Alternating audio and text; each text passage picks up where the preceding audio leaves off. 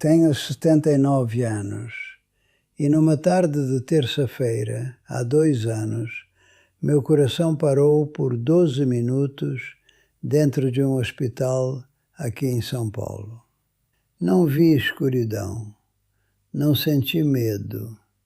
A primeira coisa que eu senti foi um calor que eu tinha passado a vida inteira procurando, sem saber que estava procurando. E nesses 12 minutos, Jesus Cristo me deixou abraçar o Filho que eu nunca conheci. Um homem de 31 anos que me olhou com os olhos do meu próprio Pai e me disse: Pai, eu sempre soube de você. Se você já carregou uma dor tão funda que não sabia nem como chamá-la, se você já viveu com uma perda que não conseguia explicar nem largar, fica aqui comigo, senta um pouco. O que estou prestes a te contar mudou tudo que eu pensava entender sobre a misericórdia de Deus. E se você sentir no coração o chamado de ficar até o final, de ser parte dessa comunidade de pessoas que estão aprendendo juntas a encarar a eternidade sem medo, seria uma honra ter você aqui. Se inscreva se quiser continuar caminhando esse caminho junto. O que tenho para te dizer não é teoria, não é sermão. É algo que aconteceu comigo, com Antônio Ferreira das Neves, de Fortaleza, Ceará. E que desde então eu tento todo dia encontrar as palavras certas para te entregar do jeito que merece ser entregue. Nasci no bairro do Pirambu, em Fortaleza, 79 anos atrás, numa época em que o Ceará ainda respirava no ritmo da seca e da fartura que se alternavam sem avisar, como tudo que é grande e verdadeiro. Meu pai era pescador na beira-mar do Mucuripe e minha mãe lavava roupa para fora desde que eu me lembro. Cresci sabendo que o trabalho é o que separa o homem que tem dignidade do homem que só tem desculpa. E essa lição ficou colada em mim como a poeira vermelha do sertão. Quando tinha 19 anos, em 1966, vim para São Paulo com uma mochila pequena e o endereço de um primo no braço. São Paulo, naquela época, mordia quem chegava, mas também deixava você morder de volta se você não tivesse medo. Entrei numa fábrica têxtil no ABC no ano seguinte e fiquei 42 anos no mesmo chão, primeiro na fiação, depois como mestre de linha, até que os joelhos resolveram que já era suficiente. Me casei com Sebastiana em 1973. Criamos 3 filhos no mesmo bairro do Ipiranga, onde a gente ainda mora, ou melhor, onde eu ainda moro, porque Sebastiana foi embora em 2019 de uma pneumonia que virou sepse, que virou despedida. Tudo em 15 dias, sem tempo de dizer o que precisava ser dito. Fiquei na mesma casa, com a mesma mesa de madeira, onde ela tinha colocado comida para 4 pessoas, todo dia, por quase 50 anos. E a casa passou a ser um lugar diferente, de dentro para fora. Mas antes de Sebastiana, antes da fábrica, antes de quase tudo, tinha Maria das Graças Vasconcelos, que eu conheci numa festa de São João em junho de 1969, no pátio de uma casa no bairro Bom Jardim, em Fortaleza. Eu tinha 22 anos e ela 19. E ela dançava quadrilha com uma alegria que não combinava com nada que o mundo tinha de pesado naquele tempo.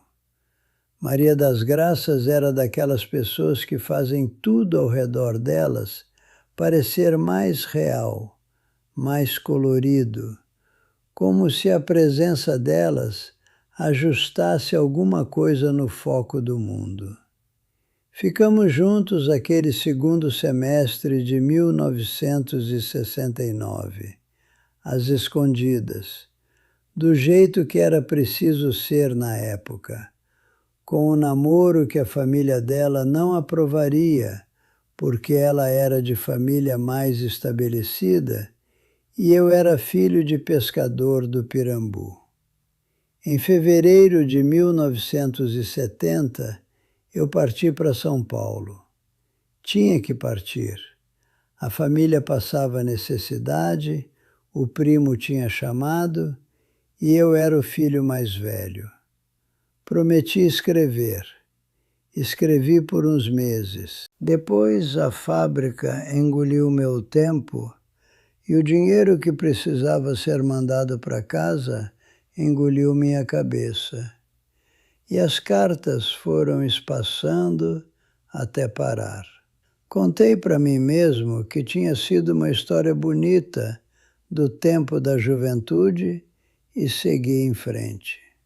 Os homens da minha geração eram bons nisso, em seguir em frente sem olhar. Em 2006, minha irmã Creuza, que ficara em Fortaleza, me telefonou e disse que Maria das Graças tinha morrido de derrame aos 58 anos.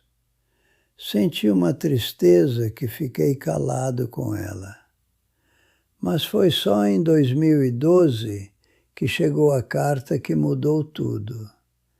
Veio de uma amiga de infância de Maria das Graças, chamada Inácia, que mora no bairro da Messejana.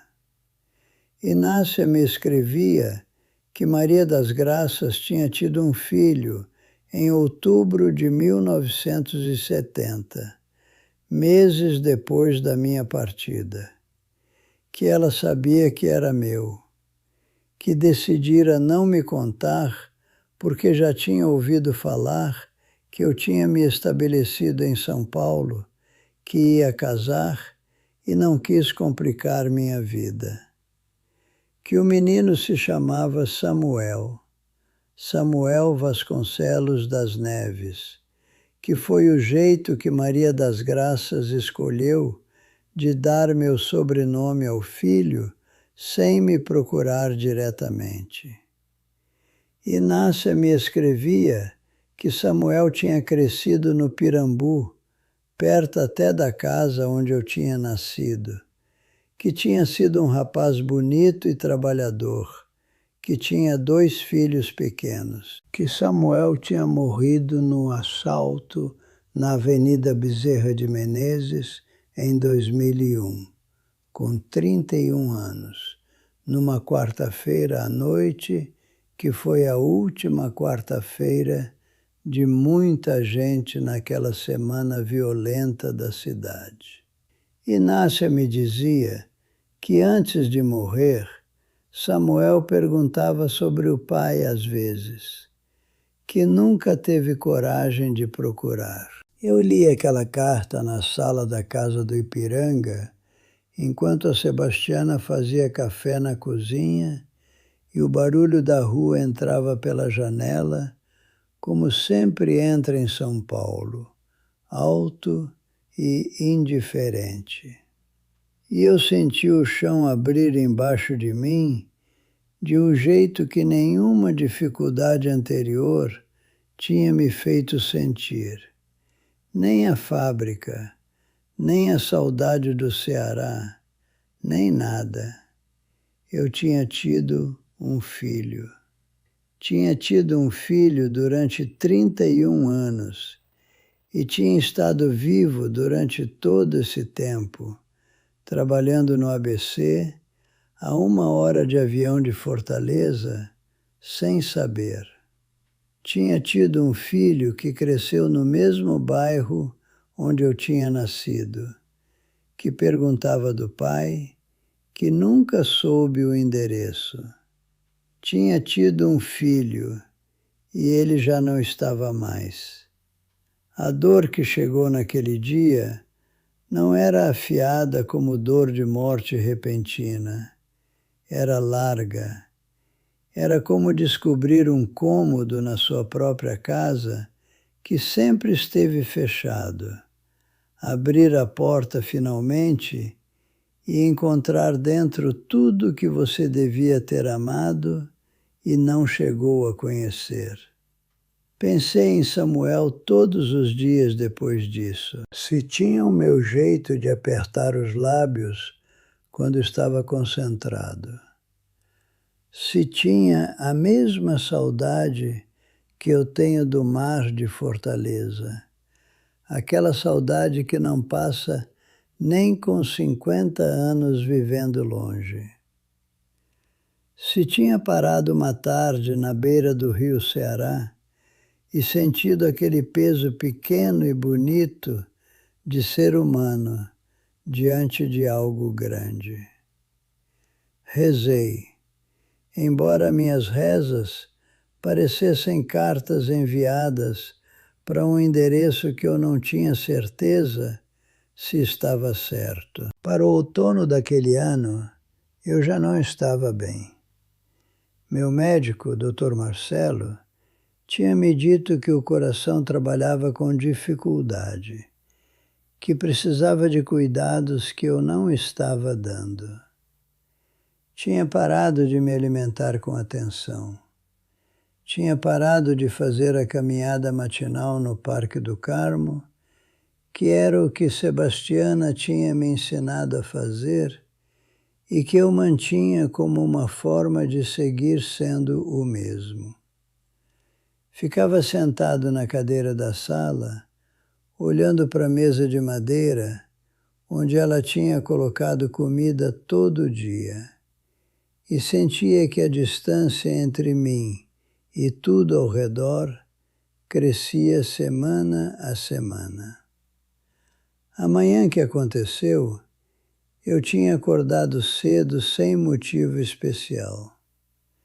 Tinha feito café passado, o café forte do jeito nordestino, o único jeito que eu sei fazer.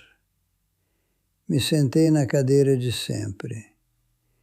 Pelas frestas da persiana entrava a luz fraca da manhã de São Paulo, aquela luz cinzenta de outono que a cidade tem quando o tempo fecha e o céu fica baixo. Olhei para a xícara de café na minha mão e pensei que mesmo aquilo, mesmo aquele calor da xícara, parecia distante de mim.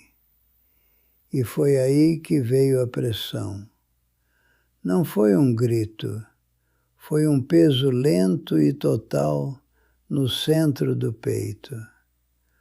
O barulho da rua foi se afastando. A xícara ficou embaçada. A cadeira embaixo de mim parecia muito longe. E depois não havia mais nada. O que veio depois, eu já tentei descrever muitas vezes e falhei todas as vezes, porque a língua que temos foi feita para coisas comuns, e isso não era comum. Mas eu tento de novo, porque você merece a tentativa. A primeira coisa foi a ausência da dor. Não foi gradual, foi absoluta, instantânea, como se a dor fosse uma roupa que eu tinha vestido há tanto tempo que tinha esquecido que estava vestindo e, de repente, não estava mais. A segunda coisa foi um silêncio que não era vazio, mas cheio. cheio como o ar preso antes de soltar, cheio como o instante antes de a música começar. E depois veio a luz.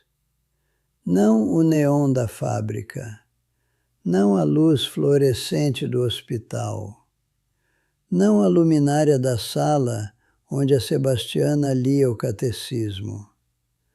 Tudo que eu chamara de luz na minha vida era uma cópia distante do que me envolvia agora. Essa luz não cegava, não sufocava. Recebia do jeito que uma casa recebe quando tem alguém dentro que estava esperando sua chegada com alegria. Entendi, não com a mente, mas de um lugar mais fundo do que a mente, que era isso que a palavra sagrada tinha tentado dizer desde sempre, em cada novena, em cada Pai Nosso, em cada momento em que alguma coisa atravessa o ordinário e você sabe, ainda que por um instante, que não está sozinho. Me movi sem andar. A direção e o movimento eram uma coisa só. O frio da madrugada do Ipiranga, que vivia nos meus ossos há meses, tinha sumido completamente, substituído por um calor que não vinha de fora, mas do centro de tudo, para fora. Atravessei algo que só consigo chamar de limiar, uma membrana, um lugar onde a natureza do que te cerca muda de um jeito que não tem comparação na experiência terrena. E quando saí do outro lado, entendi com uma clareza que nunca tive em vida que tinha passado a existência inteira respirando num mundo que era a sombra de alguma coisa e que agora eu estava de pé na coisa que tinha projetado aquela sombra. Ele estava lá. Não vou qualificar isso. Não vou colocar advertências teológicas ao redor desse fato. Estava lá como a gravidade está lá, nem sempre visível, mas sentida em cada partícula de tudo que existe. Jesus Cristo. E a qualidade da presença dele, o que me desfez mais completamente do que qualquer outra maravilha daquele lugar, foi isso. Ele estava feliz que eu estava lá. Não tolerante, não esperando pacientemente que algo difícil passasse. Estava feliz, com uma alegria que era específica a mim, a Antônio Ferreira das Neves do Pirambu e do Ipiranga, operário, pai ausente, velho cansado, e essa especificidade era o milagre que nunca tinha conseguido acreditar enquanto vivia. Porque a vida inteira acreditei, de um jeito vago e imperfeito, que Deus poderia ser geralmente bom para a humanidade no sentido amplo. Nunca acreditei de verdade, no lugar onde a crença realmente mora, que ele se importava comigo em particular, com meu nome, com minha história. A revisão da minha vida não foi um tribunal. Foi mais parecida com uma conversa com alguém que tinha estado presente em cada momento da minha existência e que entendia cada um desses momentos muito melhor do que eu tinha entendido enquanto os vivia. Vi cenas da minha infância no Pirambu que não me vinham à memória há décadas. Vi os rostos de pessoas que eu tinha machucado por descuido, por silêncio, por aquele dano específico que se faz quando não se diz na hora certa o que precisava ser dito. E senti o peso de cada um, não como condenação, mas como enxergar claro finalmente. E então vi Samuel. Ele vinha em minha direção através de algo que só consigo chamar de campo, mas que era também jardim e floresta e um oceano de ar que respirava com luz viva, tudo ao mesmo tempo e sem contradição. Tinha 31 anos, a idade que tinha quando morreu, e não havia nenhum rastro de violência nele, nenhuma marca do que tinha acontecido naquela quarta-feira. Usava uma camisa simples de cor clara e tinha o meu jeito de andar, aquele passo firme de quem carregou peso a vida inteira e aprendeu a carregar com orgulho. E quando me olhou, o reconhecimento entre nós foi imediato e total. Como quando você reconhece um canto aprendido na infância e não ouvido em 40 anos, direto para o coração, sem passar pela cabeça. Eu disse o nome dele. Disse Samuel. E ele disse, Pai, eu sempre soube.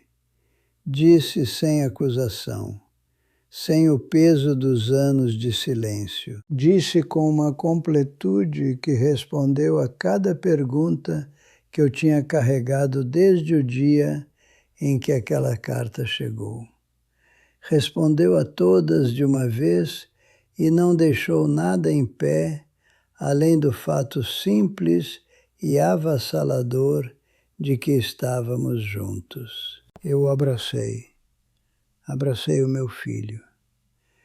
E a dor que tinha morado em mim desde aquele dia, a dor sem fundo, pela voz e pelo rosto, e pelos anos que eu nunca conheci, não foi apagada.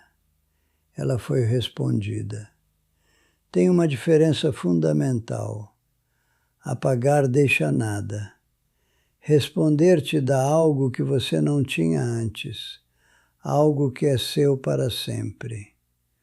O que recebi naquele abraço foi a compreensão de que o amor não precisa de proximidade física para ser real.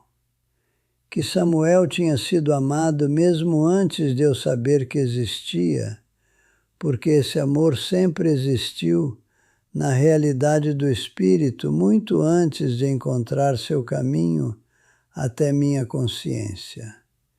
Jesus esteve presente em tudo isso, não como observador à distância, mas presente como a luz está presente, em tudo e por tudo, constituindo a própria atmosfera do encontro. E quando Samuel deu um passo atrás e me olhou com aqueles olhos que tinham minha firmeza e a alegria de dançar de Maria das Graças em partes iguais, entendi que não estava recebendo um consolo de segunda categoria pelo que tinha perdido.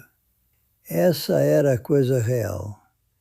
Era o que sempre tinha sido verdade, visto agora sem a interferência do tempo e da carne e do mal entendido humano. E então soube que não era minha hora.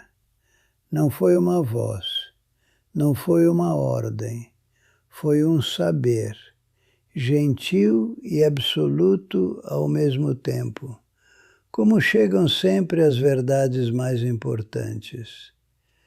Ainda não. Tem algo que você precisa levar de volta. O que senti naquele momento não foi alívio. Quero ser honesto sobre isso. Eu não queria voltar.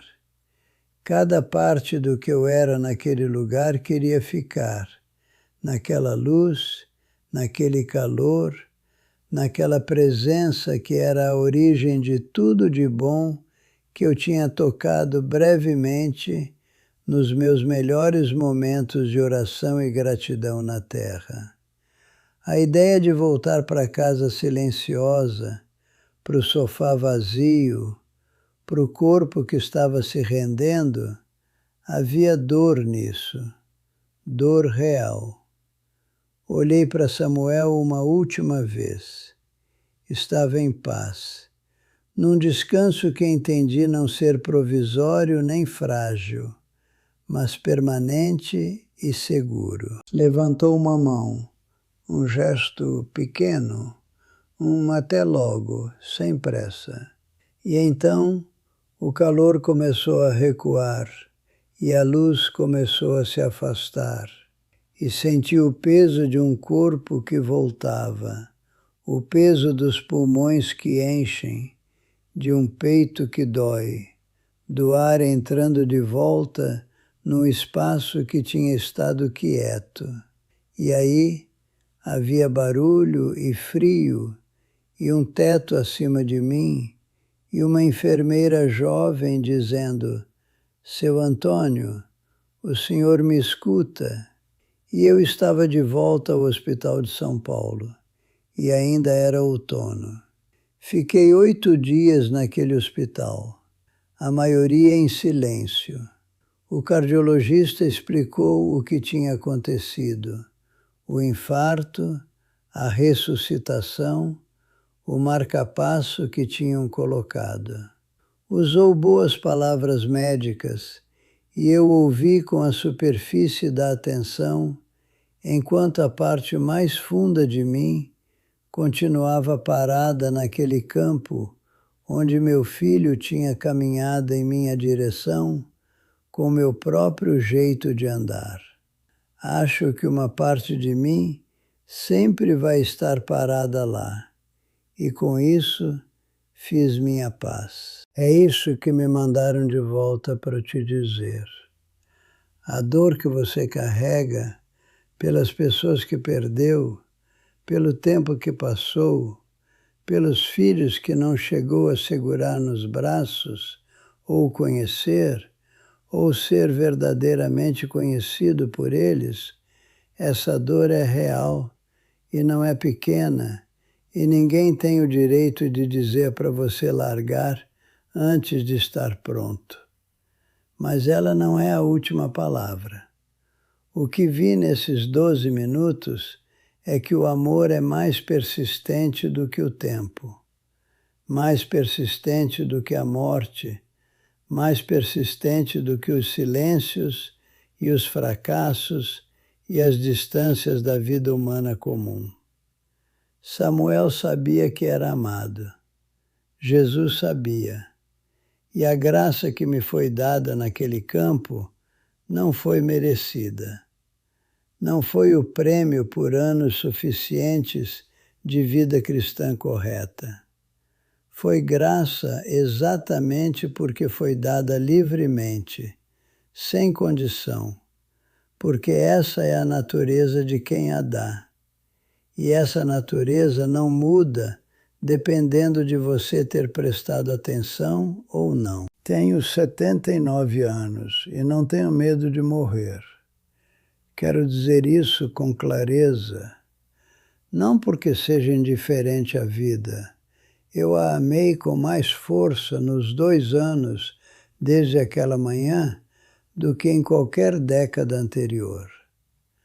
Mas porque eu estive na presença de Jesus Cristo e abracei o meu filho, e sei com cada célula desse corpo velho e imperfeito que o que nos espera do outro lado do último fôlego não é escuridão, não é silêncio, não é o frio da ausência de tudo.